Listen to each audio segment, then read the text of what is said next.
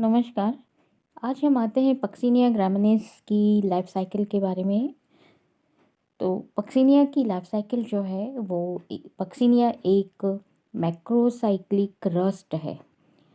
इसके जीवन काल में 5 प्रकार के स्पोर्स का निर्माण होता है। जैसा कि पहले आपको बता दिया है मैंने कि इसके अंदर 5 स्टेज होती है और 5 स्टेज में 5 प्रकार के बीजाणुओं का निर्माण होता है।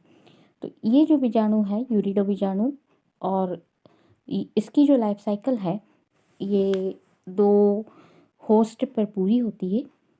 पहले को हम कहते हैं प्राइमरी होस्ट और दूसरा कहलाता है अल्टरनेट होस्ट। और ये सारी इसकी जो अवस्थाएं हैं या सारे बीजाणु जो हैं 2 भिन्न होस्ट पर बनते हैं और इस तरह से लाइफ साइकिल पूरी होती है इसकी। तो ये जो बीजाणु जो विभिन्न प्रावस्थाएं हैं इसकी लाइफ साइकिल की वो इस प्रकार है।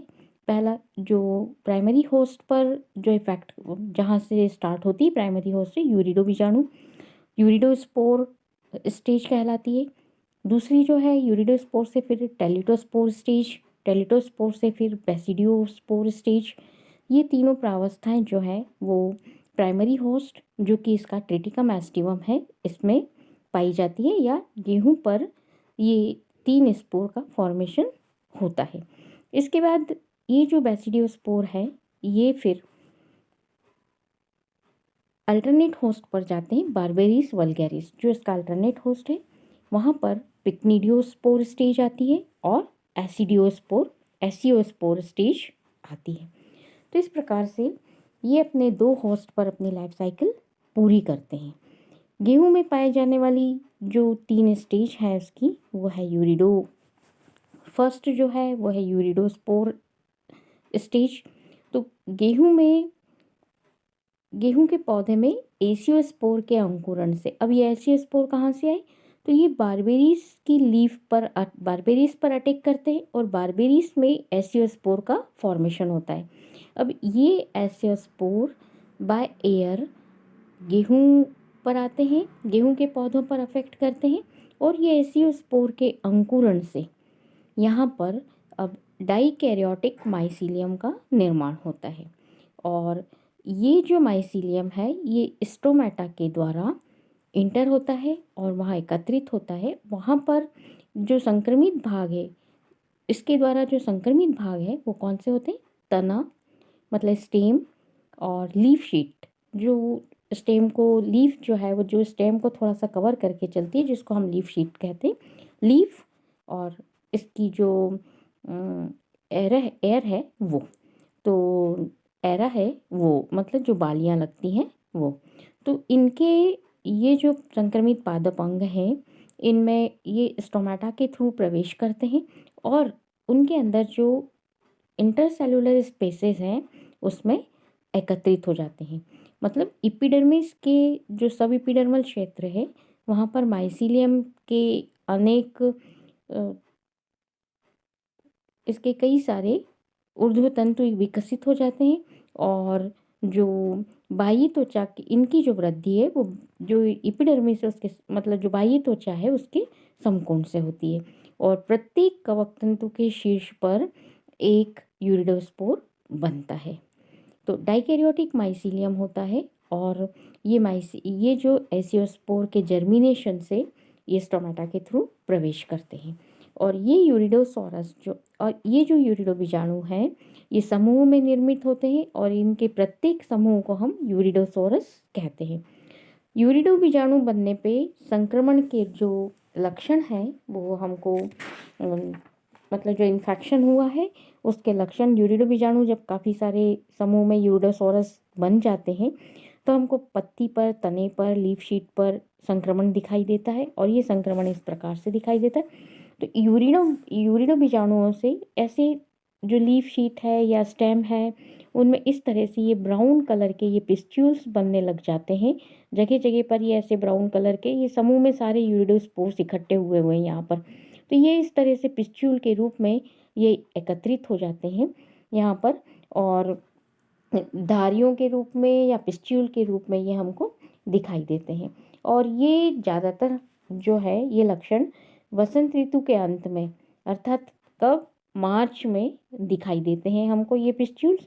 और ये जो लक्षण है ये मार्च के अंत तक। और ये जो यूरिडोसोरस है ये बाह्य त्वचा के, अब ये इतने ज़्यादा यूरिडो बीजाणु इसके अंदर इतनी ज़्यादा मात्रा में यहाँ पर पिस्ट्यूल के रूप में इतने ज़्यादा एकत्रित हो जाते हैं कि ये जो यूरिडो बीजाणु है ये पिस्ट्यूल के रूप में ये जो है ये एपिडर्मिस को, लीफ की या स्टेम की एपिडर्मिस को फाड़ के बाहर निकल आते हैं। ये इस प्रकार से ये लीफ से कटा हुआ सेक्शन है, ये एपिडर्मिस इस तरह से फट जाती है। और ये यूरिडोसोरस जो है, यूरिडो बीजाणु, ये पूरा यूरिडोसोरस एक बंच है और ये यहाँ पर ये कई सारे यूरिडो बीजाणु पाए जाते हैं।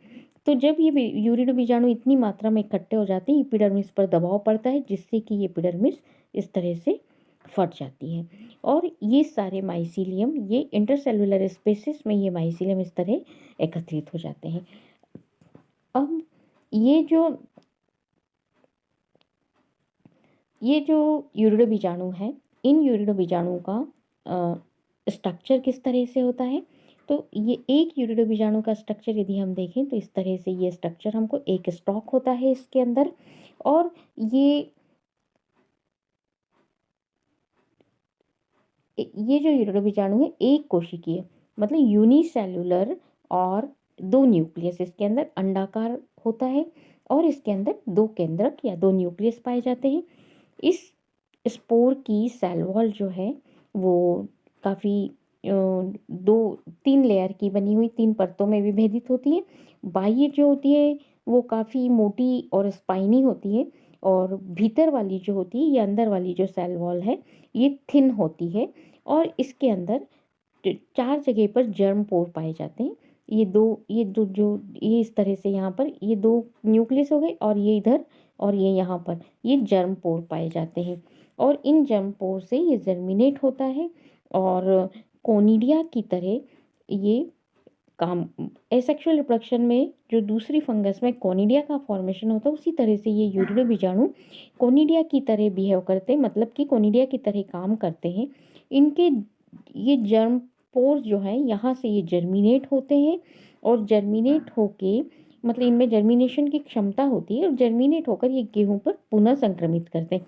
जैसे कि ये यहाँ पर इस डायग्राम में आप देख रहे हैं, ये यूरिडो बीजाणु है, ये इसके जर्म पोर से ये जर्मिनेट हुआ है, और जर्मिनेट होकर ये स्टोमेटा के थ्रू ये इंटर हो रहा है। और ये माइसीलियम इंटरसेलुलर स्पेसिस के अंदर ये माइसीलियम इस तरह से ये इंटर हुआ, ये और ये इंटरसेलुलर स्पेस में ये इकट्ठा होता रहता है, बंच बनाता इकट्ठा होता रहता है, और इस माइसीलियम से फिर वापस पुनः यूरिडो बीजाणु का निर्माण होता है। तो ये इस तरह से ये ऐसे फैलता रहता है, लीफ पर, स्टेम पर, इस तरह ये फैलता रहता है। ये जो यूरिडो बीजाणु है इनके अंदर ये जब ये जर्मिनेट होते हैं तो इनकी जो एक्साइन है ये फटती है यहाँ से, मतलब एक्साइन ये जर्म पोर के थ्रू जर्मिनेट होते हैं और एक्साइन थोड़ी सी इसकी फटती है, तब ये जर्मिनेट होते हैं। और इसके बाद ये जो यूरिडो बीजाणु है ये, इनमें जो जर्मिनेशन होता है तो बीजाणु ये जो है अनुकूल परिस्थितियों में ये गेहूं के पौधे पे जब ये बाहर निकलते हैं पिस्ट्यूल से, तो गेहूं के पौधे पर ही जब ये गिरते हैं तो तुरंत अंकुरित हो जाते हैं, और जर्म जो इनके जर्म पोर हैं वहाँ से जर्म ट्यूब्स निकलती हैं। और ये यूरिडो बीजाणु में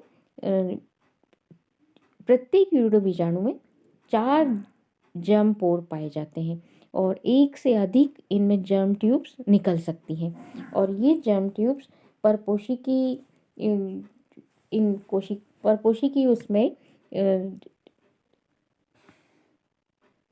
सतह पे वृद्धि करती है, और इनके स्टोमेटा के थ्रू पहुँच के, और जो जनन नलिकाएं हैं, ट्यूब्स जो हैं, इनके शीर्ष पर वेसिकल के रूप में ये विकसित हो जाती हैं, जिसको हम एप्रीसोरियम कहते हैं। और ये एप्रीसोरियम से जो कवक तंतु हैं, एप्रीसोरियम से कई सारी कवक तंतु की शाखाएं निकलती हैं, और ये होस्ट के इंटरसेलुलर स्पेसिस में डाइकैरियोटिक माइसीलियम का निर्माण करती है। और 5 से 6 दिनों में कवक जाल पर्याप्त मात्रा में भोजन ग्रहण करके यूरिडोस्पोर की नई पीढ़ी को जन्म देता है। इस प्रकार यूरिडो बीजाणु बनने के बाद अनुकूल परिस्थितियों में यह रोग बहुत तेजी से फैलता है। इसके बाद यूरिडो बीजाणु से टेल्यूटो बीजाणु का फॉर्मेशन होता है। अब ये तो मार्च के समय यूरिडो स्पोर्स बनते हैं। अब उसके बाद जब गेहूं पकने लग जाते हैं, परिपक्व होने पर ये जो कवकजाल है यूरिडो बीजाणु के स्थान पर, यहाँ पर टेल्यूटो बीजाणु का बनना प्रारंभ हो जाता है। और टेल्यूटो बीजाणु और कई जगह पर प्रारंभिक स्थिति में मतलब गेहूं जब परिपक्व होने लग जाता है, तब अप्रैल से मई के समय जब गेहूं परिपक्व हो जाता है, तब ये जो यूरिडो बीजाणु है, वहाँ पर हम यूरिडो बीजाणु जो है वो टेल्यूटो बीजाणु में परिवर्तित होते हैं। तो धीरे तब हमको यूरिडो बीजाणु और टेल्यूटो बीजाणु दोनों दिखाई देंगे। और धीरे धीरे वातावरण में परिवर्तन के साथ साथ यूरिडो बीजाणु की संख्या कम होने लग जाती है और टेल्यूटो स्पोर्स की संख्या बढ़ती जाती है, और अंत में केवल टेल्यूटो स्पोर्स ही पाए जाते हैं। और फिर ये जो सोराई बनते हैं, यहाँ पर ये इस तरह से इन्फेक्शन होता है। ये जो सोराई बने ये टेल्यूटो सोराई कहलाएंगे। पहले हमने उनको कहा यूरिडो सोराई पिस्ट्यूल के रूप में, अब ये यहाँ पर ये टेल्यूटो सोराई कहलाते हैं। और ये जो टेल्यूटो सोराई है, अब ये और इन बीजाणुओं को निर्माण करने वाली जो माइसीलियम की कोशिकाएं हैं, उनको टीलिया कहते हैं। अब ये जो टेल्यूटो बीजाणु है, यदि हम लीफ का टीएस काट कर देखें तो ये हमको इस तरह से दिखाई देंगे। ये टेल्यूटोस्पोर का ये पिस्ट्यूल, और ये सारे टेल्यूटोस्पोर इस तरह से बंच में जिस तरह से यूरिडोस्पोर थे, और ये इंटरसेलुलर स्पेसेस के अंदर डाइकैरियोटिक माइसीलियम इस तरह फैला हुआ होता है, और ये एपिडर्मिस से फट के ये बाहर की तरफ इस तरह निकलते हैं। और ये जो टेल्यूटो बीजाणु है, इनका स्ट्रक्चर इस तरह से दिखाई देता है। ये टेल्यूटो बीजाणु का स्ट्रक्चर है। तो टेल्यूटोस्पोर जो है ये स्टॉक्ड होते हैं, और यूरिडो बीजाणु कैसे थे? यूनिसेल्युलर थे, एक कोशिकी। ये द्विकोशिकीय होते हैं, शंक्वाकार होते हैं, और इनमें सेप्टा के स्थान पर कुछ संकीर्णित होते हैं। ये मतलब अंदर की तरफ थोड़ा सा ये धसे हुए होते हैं, और दो सेल के बीच में जो सेप्टा होता है, यहाँ पर थोड़ा सा अंदर की तरफ धसे हुए होते हैं। और टेल्यूटो बीजाणु की प्रत्येक कोशिका में एक जर्मपोर होता है। ऊपर वाली कोशिका में यहाँ पर शीर्ष की तरफ से जर्मपोर होता है, और नीचे वाली जो सेल होती है उसमें सेप्टा के नीचे की तरफ यहाँ पर जर्मपोर होता है। और प्रत्येक बीजाणु के अंदर जो ये केंद्रक पाए जाते हैं, जो दो केंद्रक पाए जाते हैं, और ये दोनों केंद्रक जो हैं ये दो अलग अलग स्ट्रैंड के होते हैं। परिपक्व होने पर जब ये मैच्योर हो जाते हैं टेल्यूटो बीजाणु, तो ये इनमें फ्यूज़न हो जाता है। इन दोनों स्पोर का इन स्पोर में प्रत्येक सेल में जो दो न्यूक्लियस हैं, इनका फ्यूज़न हो जाता है। ये सिनकैरियन हो गया यहाँ पर।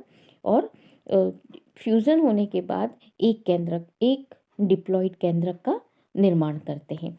इन बीजाणुओं की भित्ति काफ़ी मोटी होती है, और ये बीजाणु जो है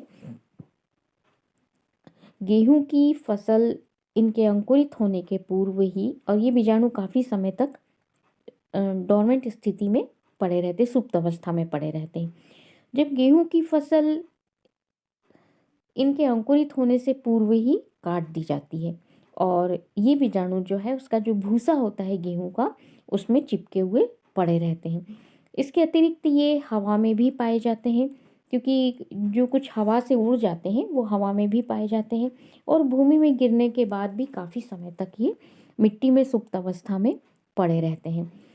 इनका अंकुरण अब इनमें अंकुरण कब होगा? जब थोड़ी सी वातावरण में आर्द्रता होगी, तापमान कम होगा, मतलब जब गेहूं कट गए मई तक, और फिर जून के बाद जब जून के एंड में जब पानी थोड़ा सा बरसने लगता है, वायुमंडल में जब ह्यूमिडिटी आ जाती है, टेम्परेचर कम हो जाता है, तब इनका अंकुरण होता है। इनको अंकुरण के लिए इनका जर्मिनेशन होता है। जर्मिनेशन के लिए किसी तरह के कोई होस्ट की इनको ज़रूरत नहीं होती है, ये मिट्टी में ही अंकुरित होते हैं। तो इस तरह से ये मिट्टी में ही अंकुरित हो जाते हैं, और अंकुरण के पश्चात जब इनके अंदर जर्मिनेशन हो जाता है तो जर्मिनेशन के बाद ये बैसिडियोस्पोर का निर्माण करते हैं। बैसिडियोस्पोर स्टेज आ जाती है जब इनकी सुप्त अवस्था खत्म होती है, मतलब बसंत ऋतु जब प्रारंभ होती, मतलब अंकुरण के समय इनमें जो जनन छिद्र हैं इनसे जर्म ट्यूब निकलती है और ये जर्म ट्यूब से ये इनसे जो माइसिलियम निकलता है और वो बैसिडियम का निर्माण करेगा और बैसिडियम से बैसिडियोस्पोर का निर्माण होता है। तो आज इतना ही। अगले उसमें हम बैसिडियोस्पोर का फॉर्मेशन देखेंगे, मतलब जो अब अल्टरनेट होस्ट पर जो बीजाणु बनेंगे वो उनका निर्माण किस तरह से होता है और वो किस तरह इन्फेक्ट करते हैं। धन्यवाद।